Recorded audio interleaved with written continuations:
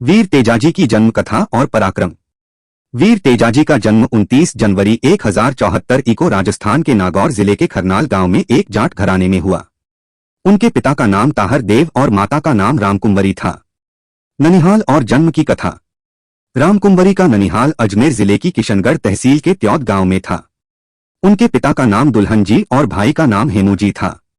विवाह के 12 वर्ष बाद भी संतान न होने पर रामकुंवरी ने अपने पति की अनुमति से त्योद के जंगलों में जाकर गुरु मंगलनाथ के मार्गदर्शन में नागदेव की आराधना शुरू की। 12 वर्षों की कठिन तपस्या के बाद नागदेव ने उन्हें पुत्र प्राप्ति का आशीर्वाद दिया। इसी तपस्या के फलस्वरूप रामकुंवरी के गर्भ से पुत्र तेजाजी और पुत्री राजल का जन्म हुआ। बाल विवाह और विवाद। तेजाजी के जन्म की खुशी में ताहर देव पुष्कर स्नान के लिए गए। वहां पनेर गांव के मुखिया रायमल जी भी अपनी पुत्री पेमल के साथ आए हुए थे। दोनों परिवारों में मित्रता हुई और बालक तेजाजी 9 माह तथा बालिका पेमल 6 माह का विवाह तय कर दिया गया। लेकिन विवाह के समय पेमल के मामा खाजू काला देर से पहुंचे। जब उन्हें विवाह की सूचना मिली तो वे क्रोधित हो गए, क्योंकि जायल और धोलिया जाटों के बीच पुरानी दुश्मनी थी। लड़ाई में खाजू काला मारा गया। इस घटना के कारण पेमल की माता बोदल्य ने प्रण लिया कि वह अपनी पुत्री को तेजाजी के घर कभी नहीं भेजेगी। तेजाजी का बचपन और शिक्षा। तेजाजी बचपन से ही साहसी और दयालु थे। एक बार उन्होंने मंदिर के पुजारी से मेघवाल बालक पांचू को बचाया और समझाया कि ईश्वर हर प्राणी में निवास करते हैं। बचपन में उन्हें बंजारा व्यापारी लाखा से एक सफेद घोड़ी मिली, जिसका नाम लीलन रखा गया। यही लीलन तेजाजी की जीवन भर की प्रिय सखी बनी। तेजाजी ने मल्लयुद्ध, भाला और तलवार चलाना अपने पिता, दादा और काका से सीखा। 9 वर्ष की उम्र में पिता और चाचा की मृत्यु के बाद वे कुछ समय अपने ननिहाल त्योद में रहे और वहीं गुरु मंगलनाथ से शिक्षा ली।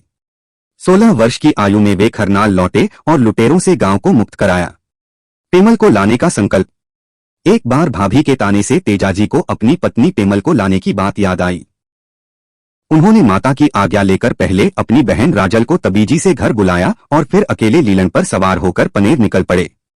पेमल की माता बोदल्य ने विरोध किया, किंतु पेमल और उसकी सहेली लाछा गुर्जरी के सहयोग से तेजाजी पनेर में रुके। बोदल्य ने षड्यंत्र रचा और अपने धर्म भाई कालिया मीणा से लाछा की गायें चुरवा दी। गायों की रक्षा और युद्ध। लाछा रोती हुई तेजाजी के पास पहुंची।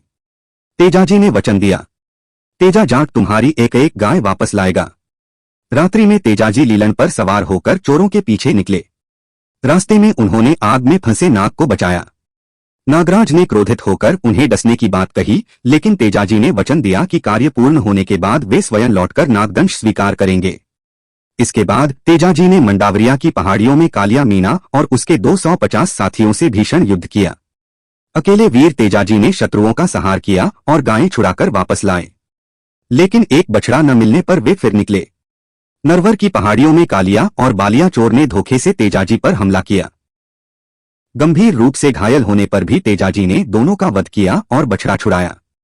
नागदंश और वीरगति। अपने वचन को निभाने के लिए तेजाजी नागराज के पास पहुंचे। नागराज ने उन्हें देखकर कहा कि अब वे डसना नहीं चाहते, लेकिन तेजाजी ने आग्रह किया कि उनका वचन अधूरा नहीं रहना चाहिए। तब नागराज ने उनकी गंभीर अवस्था में तेजाजी ने पास खड़े आंसू देवासी को अपना संदेश दिया और पेमल तक पहुंचाने की जिम्मेदारी सौंपी। लीलन को आदेश दिया कि सबको यह समाचार दे दे कि तेजा ने अपना वचन निभाते हुए प्राण त्याग दिए। भाद्रपद शुक्ल दशमी 28 अगस्त 1103 को वीर तेजाजी ने वीरगति प्राप्त की। पेमल और राजल का अंत। पति की मृत्यु का समाचार सुनकर पेमल ने सती होकर प्राण त्याग दिए। बहन राजल और लीलन घोड़ी भी शोक में धरती में समा गईं। निष्कर्ष, वीर तेजाजी केवल वीरता और शौर्य के प्रतीक ही नहीं थे, बल्कि सत्य, वचन पालन और जीवदया के भी अद्वितीय आदर्श थे। राजस्थान और संपूर्ण भारत में उन्हें लोकदेवता के रूप में पूजा जाता है। Hey there. Subscribe to my channel and also press this bell icon.